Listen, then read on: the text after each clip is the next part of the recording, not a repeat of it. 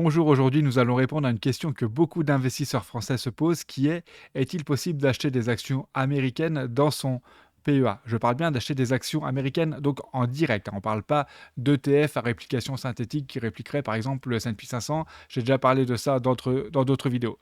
Donc la réponse, elle va peut-être en surprendre certains, mais c'est oui. Donc il est donc possible d'acheter des actions américaines dans son PEA, mais on peut le faire que dans certains cas bien précis que je vais vous illustrer là dans un instant. On va également parler de fiscalité. Vous allez voir la différence que ça peut vous apporter au niveau du rendement d'avoir la même action dans son PEA ou dans son compte titre. Je parlerai également de comment et pourquoi c'est possible de le faire, hein. C'est important de comprendre les raisons. On parlera des particularités à bien prendre en compte avant de faire ce genre d'opération. Et je vous donnerai à la fin le nom exact de 25 sociétés américaines que vous pouvez acheter dans votre PEA avec leur code ISIN et leur secteur d'activité. Donc ça, je vous donnerai gratuitement, bien entendu. Ça vous permettra de les retrouver facilement chez votre courtier si vous voulez investir sur ces actions. Donc on fait d'abord un petit rappel sur la fiscalité pour que tout le monde comprenne bien de quoi on parle dans cette vidéo. Donc si vous investissez en France en tant que particulier, vous avez deux types de comptes principaux qui s'offrent à vous pour le faire. D'une part, le CTO, donc le compte titre ordinaire, et d'autre part, le PEA, plan d'épargne en action. Donc, on va commencer par le compte titre ordinaire. Donc, c'est le type de compte que vous avez par défaut. Si vous investissez en bourse et que vous ne savez pas quel type de compte vous avez, eh ben, vous avez certainement un compte titre. Donc, c'est le type de compte le plus souple parce qu'il vous permet d'investir dans toutes les actions du monde entier. Donc, ça, c'est le plus souple pour faire vos investissements. Et la fiscalité qui va s'appliquer pour ce type de compte, par défaut, vous serez donc à la flat tax, donc 30%. C'est-à-dire que chaque année, vous paierez 30% d'impôts donc sur les dividendes que vous avez encaissés l'année précédente, plus 30% d'impôts sur les plus-value que vous avez réalisé l'année précédente. Alors, qu'est-ce qu'une plus-value réalisée? On va regarder les gains que vous avez encaissés l'année précédente, donc les transactions que vous avez clôturées en gain l'année précédente, moins les transactions que vous avez clôturées en perte l'année précédente, ça fait votre gain réalisé l'année précédente. Et vous paierez donc 30% d'impôt dessus, que vous retiriez l'argent du compte ou pas. C'est souvent une question qu'on pose d'ailleurs. Même si vous ne retirez pas l'argent du compte, vous payez 30% d'impôt dessus. Même si vous réinvestissez immédiatement ces gains dans d'autres actions, vous payez quand même 30%. Donc, il faut avoir à l'esprit que vous ne pourrez pas réinvestir 100% de vos bénéfices. Il faudra garder 30% pour payer vos impôts qui tomberont l'année suivante. Donc ça, c'est le compte titre ordinaire. D'autre part, on a donc le PEA, plan d'épargne en action. Donc là, c'est un type de compte qui est plus restrictif dans la sélection des actions, puisque vous pouvez acheter que des actions qui ont leur siège en Union européenne. Mais en échange de ça, l'État va vous donner un avantage fiscal. Donc vous avez compris qu'on vous offre cet avantage fiscal pour vous inciter à investir dans les sociétés européennes. Je trouve que c'est une bonne idée d'ailleurs, hein, d'inciter les gens comme ça. Mais donc vous êtes limité à ces sociétés-là qui sont plus restreintes, bien sûr, au niveau du choix. Vous ne pouvez pas non plus parier à la baisse dessus parce que le but, c'est de les pousser, de les tirer vers le haut. Et vous ne pouvez pas faire d'effet de levier dessus. Voilà. Et donc, la fiscalité du PEA, c'est plus léger. Vous allez voir que déjà, d'une part, et ça c'est le gros avantage, tant que vous ne retirez pas vos dividendes et ou vos gains, vous ne payez pas d'impôt. Que vous les laissiez d'ailleurs dormir sur le PEA ou que vous les réinvestissiez, vous ne payez pas d'impôt. Donc ça, c'est intéressant parce que si vous n'avez pas besoin d'argent dans l'immédiat ou dans les premières années, eh bien vous pouvez donc réinvestir 100% de vos bénéfices, 100% de vos dividendes parce que vous n'avez pas besoin de garder une part, comme on l'a vu sur le compte titre ordinaire, pour payer les impôts qui tomberont l'année suivante. Donc ça, c'est très avantageux. Et d'autre part, même si un jour vous retirez vos gains, la fiscalité est plus légère. Parce que si vous retirez durant les 5 premières années d'existence du PEA, donc il faut avoir déjà conscience que le PEA va être clôturé automatiquement. Et là, vous payerez 30% donc sur les gains et les dividendes que vous avez fait sur les 5 premières années. Et si vous retirez après les 5 premières années d'existence du PEA, là, vous payez que 17,2%, qui sont donc les prélèvements sociaux.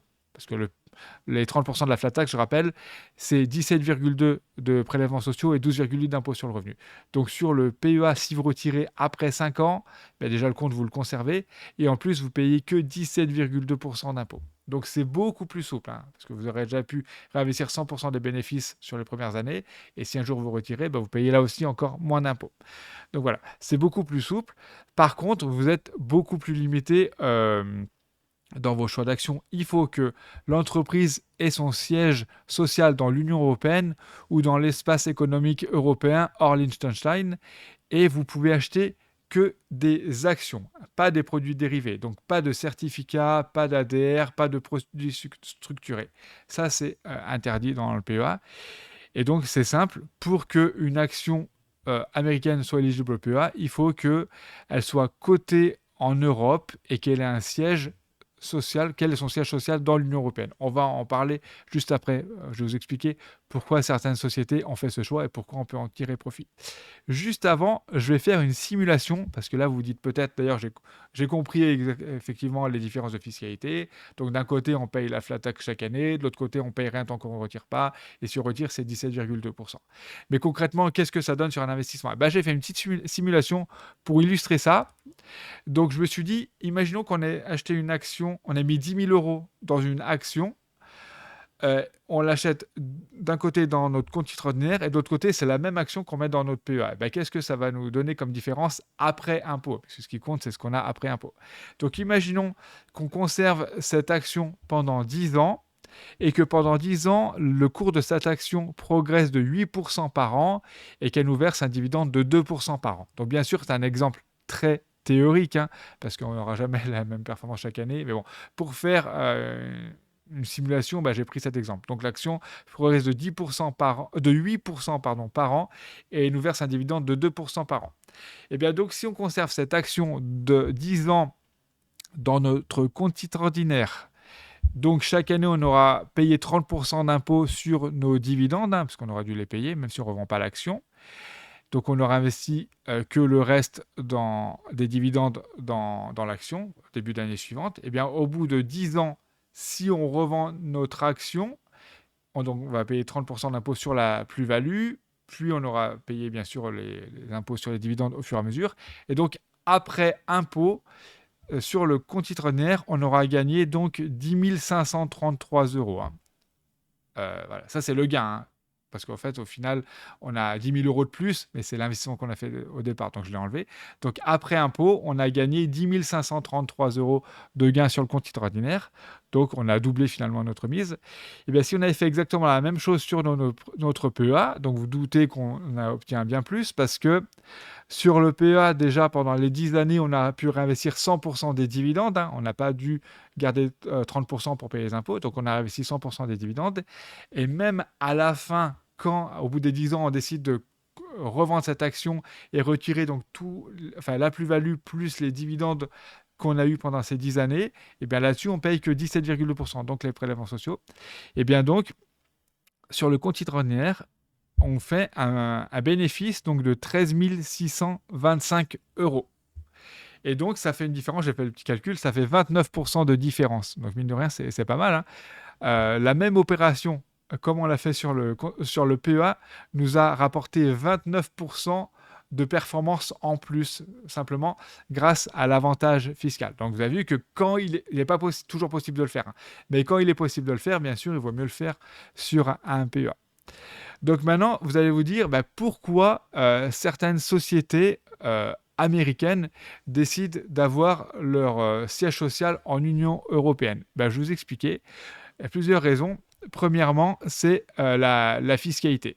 Parce que la fiscalité, je parle de la fiscalité, l'impôt sur les sociétés. Là, c'est pour les sociétés qui s'implantent. Donc l'impôt sur les sociétés en Irlande est assez faible, c'est 12,5%. Pour vous dire, en France, c'est 25%, donc c'est 2 fois moins qu'en France. Et 12,5%, c'est aussi plus faible qu'aux États-Unis. Donc les sociétés ont un intérêt fiscal à s'implanter en Irlande.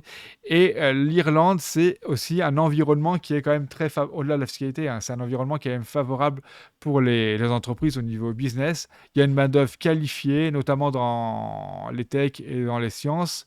Le gouvernement est stable. C'est un point très important. Il est favorable aux investisseurs, donc notamment la fiscalité sur l'impôt sur les sociétés en est une bonne preuve. Et c'est une place forte pour les sociétés multinationales au niveau européen. Pour vous dire, il y a plus de 1000 multinationales qui ont leur siège en Irlande. Donc c'est quand même un nombre très important par rapport à la taille du pays. Aussi, si les sociétés, donc par exemple américaines, s'implantent en Irlande, donc elles sont dans l'Union européenne, leur siège social fait maintenant partie de l'Union européenne à partir de ce moment-là. Donc pour se répandre à l'échelle de l'Europe, c'est simple parce que du coup, elles ont plus, par exemple, des droits ou des lois qui vont s'appliquer aux sociétés qui importent en Union européenne parce qu'elles sont du coup maintenant européennes. Donc c'est intéressant surtout par les temps qui courent. Voilà pour les avantages et c'est surtout la fiscalité, hein, qui fait que beaucoup de sociétés américaines décident de mettre leur siège social en Union européenne. Donc pour nous, eh bien, ces sociétés, elles ont maintenant leur siège social en Union européenne, donc elles sont éligibles au PEA, à condition qu'elles soient aussi cotées sur une place boursière européenne. Alors il y a deux paramètres à prendre en compte. Premièrement, même si une action est techniquement éligible au PEA, eh bien, tous les courtiers ne la proposent pas forcément. Donc, je vais vous donner les courtiers d'après mon retour personnel et les retours que j'ai eu d'autres investisseurs auprès de moi. Les courtiers qui sont les plus intéressants pour ça, Bourse Direct, c'est le plus complet d'après les retours que j'ai moi. Si vous avez d'autres avis d'ailleurs sur les courtiers qui proposent des actions américaines éligibles au PEA, vous pouvez mettre dans les commentaires, ça intéressera tout le monde et moi y compris. Donc, Bourse Direct, selon moi, c'est le plus complet pour ce genre d'action.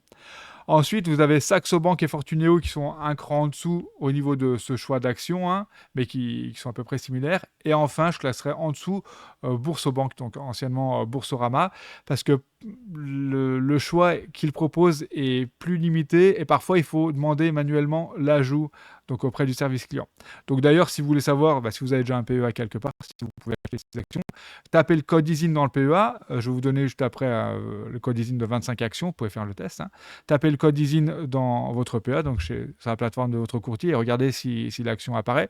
Si ça s'affiche pas, vous pouvez contacter directement le courtier ou demander l'accès à Euronext Dublin ou Amsterdam. Donc contactez le courtier hein, si le choix n'apparaît pas. Ils peuvent dans certains cas vous donner l'accès. Donc premièrement, il faut vérifier que l'action, même si techniquement éligible au PEA, vérifiez bien que le courtier chez qui vous êtes vous la propose. Encore une fois, il y a des courtiers comme Bourse Direct qui proposent, qui sont plus intéressants pour ce genre d'actions. J'ai rien à gagner, hein. Je n'ai pas de lien affilié à vous donner, rien. C'est simplement mon retour que j'ai. Voilà. Si vous avez d'autres courtiers intéressants pour ça, dites-le dans les commentaires, ça intéressera tout le monde. Et ensuite, un autre paramètre à prendre en compte, c'est le taux de change. Parce que n'oubliez pas que même si ces actions sont cotées en Europe, que leur siège social est en Union européenne et qu'elles sont éligibles au PEA, n'oubliez pas que dans leur structure, dans leur fonctionnement, ça reste des sociétés américaines. Alors, leur business, il est aux États-Unis. Donc, vous êtes exposé au taux de change euro-dollar hein, parce que leurs revenus, donc tout ce qu'elles encaissent en vendant des biens et ou des services, est en grande majorité encaissé en dollars américains. La grande majorité des charges qu'elles payent aussi, par exemple des salaires ou leurs fournisseurs, c'est aussi en dollars américains. Donc finalement, leur business, il vit en dollars américains. Leurs achats et leurs dépenses sont effectués en grande majorité en dollars américains. Donc, c'est un business en dollars, hein, même s'il est éligible au PEA, c'est un business en dollars. Donc, vous êtes exposé au taux de change euro-dollar. Hein, parce que si le dollar monte, vos gains en euros seront amplifiés. Si le dollar baisse, vous pouvez voir vos gains réduits, voire annulés. Même si la même action américaine avait progressé, donc l'action cotée en dollars. Mais si vous, si vous avez un horizon à très court terme, donc quelques mois ou quelques années, effectivement, ça peut faire une différence. Vous pouvez voir une différence assez importante entre la performance de l'action en euros et la performance de l'action en dollars. D'ailleurs, dans votre sens ou contre vous, on ne peut pas le savoir à l'avance. À un horizon très court ou moyen terme, c'est difficile de le prévoir. Par contre, vous pouvez regarder des cours de l'euro-dollar. Si vous avez un horizon de 10, 15, 20 ans, ça s'équilibre.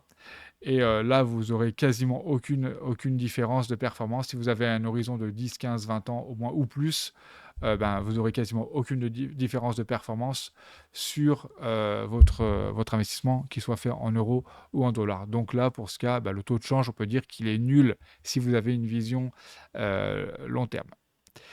Donc voilà pour les 2 points, à prendre en compte, hein. Je rappelle, vérifiez bien que chez votre courtier, ce soit proposé et ayez bien conscience de la variation du taux de change qui peut aussi influencer, assez, de façon assez significative votre investissement si vous avez un horizon très court terme, hein.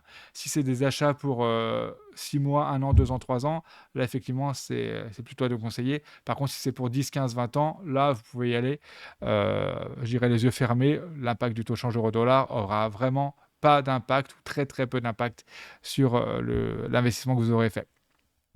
Et comme je vous l'ai promis, eh bien, je vous offre le nom de 25 actions américaines donc, qui sont éligibles au PEA, le code ISIN de ces 25 actions pour que vous retrouviez ça facilement chez votre courtier et le secteur d'activité de ces 25 actions. Donc, je vous offre ça gratuitement.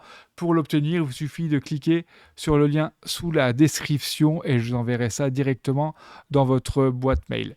J'espère que cette vidéo vous aura utile, qu'elle vous aura permis de découvrir quelque chose d'intéressant. Si vous avez des précisions ou des remarques complémentaires à indiquer concernant ce sujet, indiquez-les en commentaire sous cette vidéo et je vous répondrai avec plaisir. À bientôt pour une prochaine vidéo.